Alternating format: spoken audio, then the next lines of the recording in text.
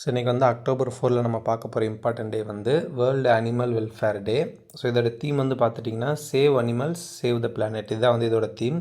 So வந்து declare பண்ண யாருன்னு பார்த்துட்டிங்கன்னா இன்டர்நேஷ்னல் அனிமல் வெல்ஃபேர் ஆர்கனைசேஷன் இருக்காங்க.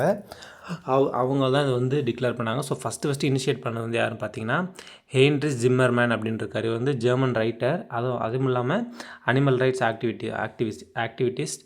ஸோ இவர் வந்து 1925 இந்த மாதிரி ஒரு டே வந்து வேணும்னு இனிஷியேட் பண்ணுறாங்க. ஸோ ஃபஸ்ட்டு எப்போ அப்சர்வ் பண்ணுறாங்க அப்படின்னா அக்டோபர் 4, 1925 ஜெர்மனியில் பெர்லின்ற இடத்துல தான் இந்த மாதிரி வேர்ல்டு அனிமல் வெல்ஃபேர் டேன்னு அப்சர்வ் பண்ணுறாங்க. ஸோ இந்த மாதிரி டே வந்து எதுக்காக அப்சர்வ் பண்ணுறாங்க அப்படின்னா ஸோ அனிமலோட ஸ்டாண்டர்ட்ஸை வந்து இம்ப்ரூவ் பண்ணணும், ப்ளஸ் அந்த அனிமல் வாழுதில்ல அந்த மாதிரி இடத்த வந்து நம்ம இன்னும் வந்து ப்ரொடெக்ட் பண்ணணும் அப்படின்றதுக்காக வந்து இந்த மாதிரி ஒரு டே வந்து அப்சர்வ் பண்ணுறாங்க. ஸோ இதுக்கு அந்த அக்டோபர் 4ன்றது செயின்ட் ஃப்ரான்சிஸ் ஆஃப் அசிசின்னு ஒருத்தவங்க இருக்காங்க, அவங்களோட ஃபீஸ்ட் டேவும் அன்றைக்கி தான் வந்து கோயின்சைட் ஆகுது. ஸோ அவர் வந்து ஒரு சயின்ட், அனிமல் அண்ட் டெக்னாலஜி பற்றின சயின்ட்டு. ஸோ அந்த டேவோட கோயின்சைட் ஆகணுன்றக்காண்டி October 4 world animal welfare day வந்து அப்சர்வ் பண்ணுறாங்க. தேங்க்யூ.